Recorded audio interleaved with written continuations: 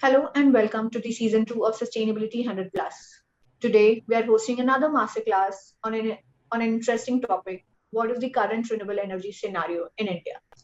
To talk on the subject, we have an eminent speaker today. Let's take it from the top. Hello and welcome to the season 2 of Sustainability 100 Plus. Today we are hosting the masterclass on another interesting topic. What is the current renewable energy scenario in India? To talk on the subject, we have Amit Sharma, who leads Sustainability Business Division team in Schneider Electric India. In his present capacity, he is successfully enabling clients to develop and implement sustainability strategies in the most economical ways.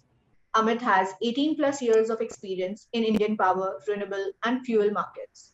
Other than India, he has experience spanning regional markets in Australia, Singapore, Vietnam, Indonesia, Philippines, Japan, Korea, Middle East, and European markets. We are excited to have you, Amit. Welcome. Thanks, Sugandha, and very good afternoon to you. So, Amit, we have 5 questions for you today, and we look forward to your insights on them. So, without further Sure. ado, let's begin with the first question. Amit, can you explain the renewable energy scenario sector in India? And is it just about the wind and solar? Yeah, I think it's a very good and hot topic nowadays, how India is working on its renewable targets.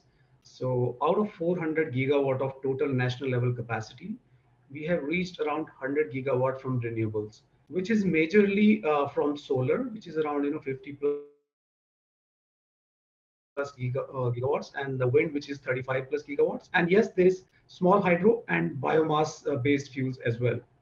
However, the challenge what we have faced in the last few years, we have missed this target of 175 gigawatt. But I would say it's not too bad because still achieving from mere 22 gigawatt in 2011, it is five-fold increase in the renewable capacity in less than 11 years. So, which is definitely commendable. Amit, so how do you say that where do we stand today with respect to India's commitment in the RE sector? So India, they have very, very aggressive targets for future. As I just mentioned about 175 gigawatt was supposed to be added by 2022. We missed that target, but it was a very ambitious target because the solar journey, for instance, which is the mainstay of Indian renewable energy today, it was initiated in 2010 by at that government, which was Congress, on Jawaharlal Nehru National Solar Mission. The target was to add 20 gigawatts, and I'm so happy to share that we have already done 55 plus gigawatt. Definitely, the next government they increased the target to 175 gigawatt, which in the beginning was looking very highly ambitious, but still achieved around 60-70% of that is an achievement for us. Uh, if you want to discuss how we are planning for next say 8 years, it is even more ambitious. We are targeting around 450 gigawatts, and out of this 450 gigawatts, 280 gigawatt is expected to be coming from solar. I'm not including the large hydros. I think another 75 gigawatt will be coming from large hydros. Till now, large hydros are not considered as renewable. However, in the coming time, government has now allowed them to be considered as renewable if the plant is commissioned post 2018. So now, going forward, it is not only solar and wind, but hydro is likely to play also a bigger role.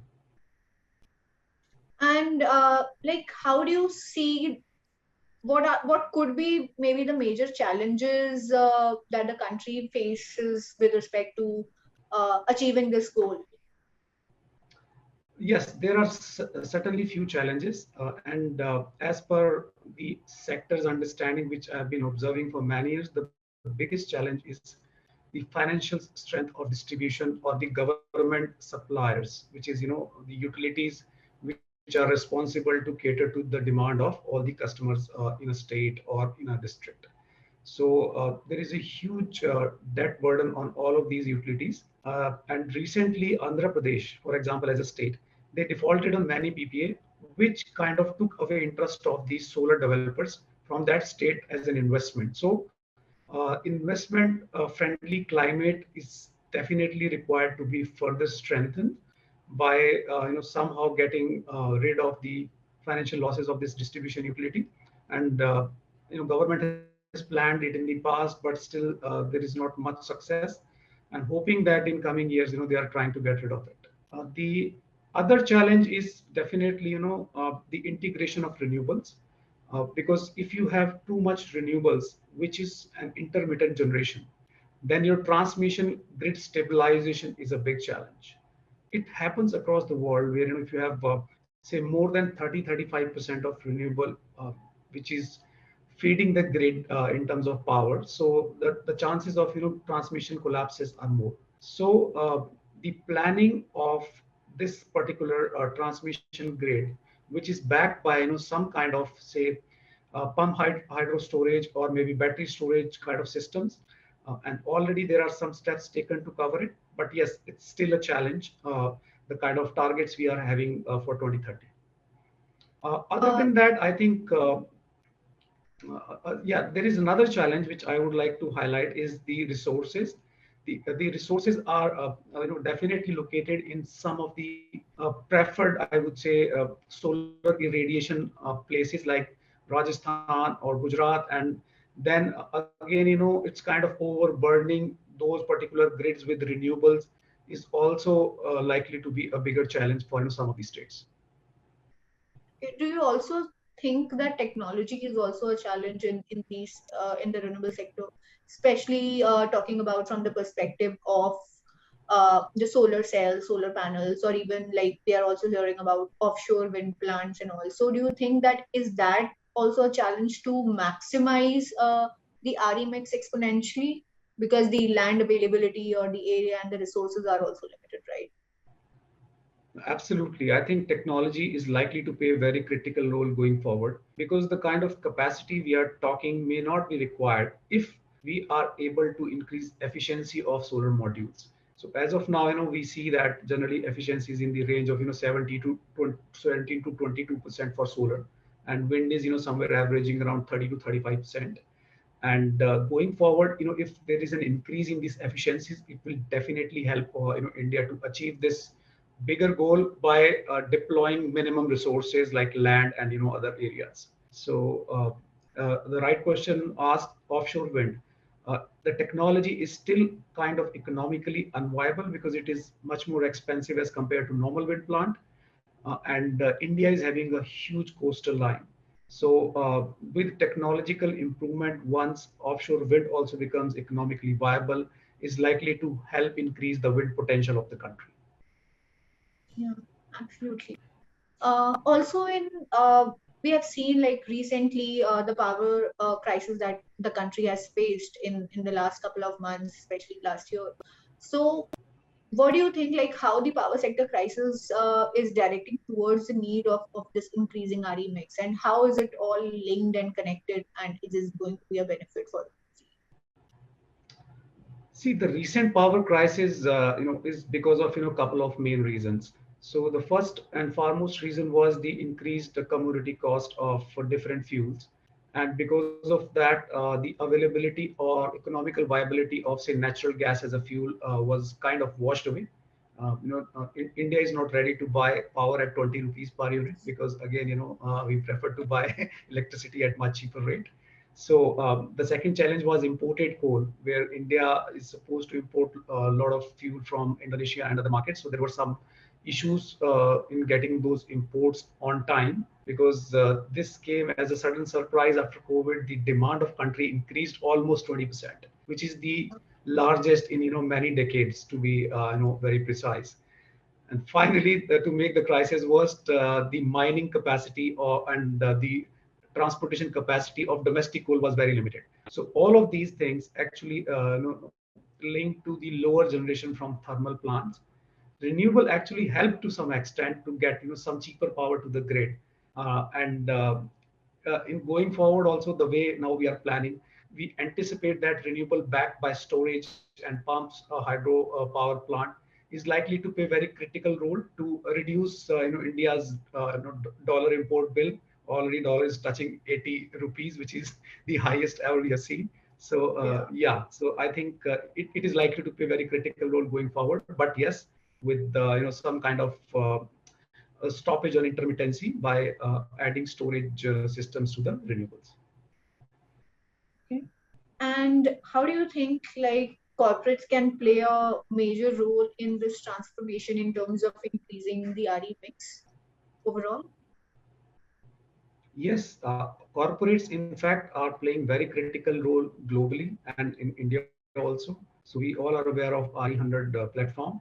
So what corporates, they have taken a pledge to replace their fossil fuel by renewable energy in next 5 to 10 years, and they have been very instrumental. We know few organizations, including AVINWeb, who are very aggressive, and like Schneider Electric, where we have taken some targets on RE100 and pursuing them very aggressively by putting on-site solar on the sites, or doing power purchase agreement from renewable wherever is possible. And also, if there are some regulatory hurdles where you cannot do 100% RE, then even procuring the renewable energy credits so that the investments keep on flowing. So corporates are playing bigger role now. And can you highlight some of the challenges that the corporates are maybe facing or could potentially face in terms of supporting this transformation? And Absolutely. in case there are any solutions or what actions are already being taken to resolve those. Sure. I think the biggest challenge corporates today are facing is the partly deregulated nature of Indian power market. So what does I mean by saying that? India, they have some limitation on, say, having third-party contracts. For example, if as a corporate I want to buy renewable power, so I have to have, say, 1 megawatt minimum load, and many of the organizations, they have smaller setups. So if you don't qualify for that, then you are not able to procure the renewable power. The second one is recently, because corporates are pursuing these kind of goals, and distribution companies who are already bankrupt, they are trying to stop this arrangement by putting some hefty charges on renewable transaction, is another roadblock. And the support which initially was provided to solar and wind is kind of taken back from few states, in the form of reducing the banking period for renewable. Earlier you could have banked renewable power for 1 year. Now many states, they have reduced it to 1 month, and uh, some of them are even doing it for 15 minutes. So, but I think these challenges are kind of addressable.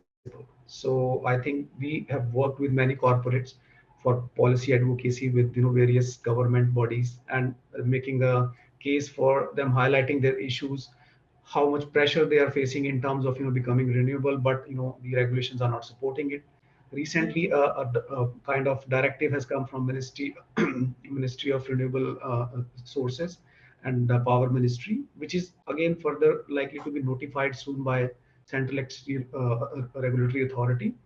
And this says clearly that the banking period has to stay there, and the open access or third party should be allowed beyond 100 kilowatt. So these kind of initiatives, if timely implemented, will take care of these smaller challenges for corporate, and it will help them become 100% renewable as per their goals. Yeah, absolutely. Like we need to resolve these issues so that everyone can come together and achieve these commitments sooner than rather than later. Also, can you just quickly maybe highlight the roles of other stakeholders who are out there and working in terms of bringing this transformation for the country? Yes, I think we talk about the value chain of renewables. So there are many stakeholders, like other than corporates, who are buying it. There are solar developers who are supposed to be investing in, and there are investment funds who are funding all these solar projects. And over and above, I would say the biggest challenge which our country is facing now, because we want to be focusing on Make in India, and there is a hefty import duty on imported panels, which is 40%, that has kind of shaken the economy of solar modules. So there is a huge burden on overall capacity of Indian module manufacturers.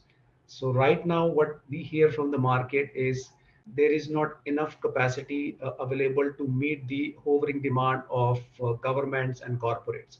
So the biggest challenge I see is the infrastructure right now to build these kind of project, and increasing domestic capability to be self-sufficient in manufacturing solar cells, or be it solar modules or inverters, or all the balance of plant that is required for a renewable project. Wind, we are mostly importing wind turbines from various countries, and equipments are coming from international markets, which has also seen a sluggish supply in last 1 year. So it's required to be addressed. So if these challenges on infrastructure side would be addressed, then that would be very helpful to achieve the renewable goals of the country. Yeah, like I think all hands on the deck are needed so that uh, we can achieve this target and also support the overall climate action commitments that the country has taken. Amit, thank you so much for your time today. I think you have shared most valuable insights on the topic, and for our audience to understand more about the sector and how the country is performing, the roles of various stakeholders in the same, and how we as an organization is also supporting towards the same. Thank you so much. Hope that our audiences are more aware than before related with the topic. Hope they have enjoyed the session. We'll be back soon with the next masterclass on an educational topic. Thank you so much. Thank you, Sugandha. It's always a pleasure to be on AB InBev's masterclass sessions. Thank you so much.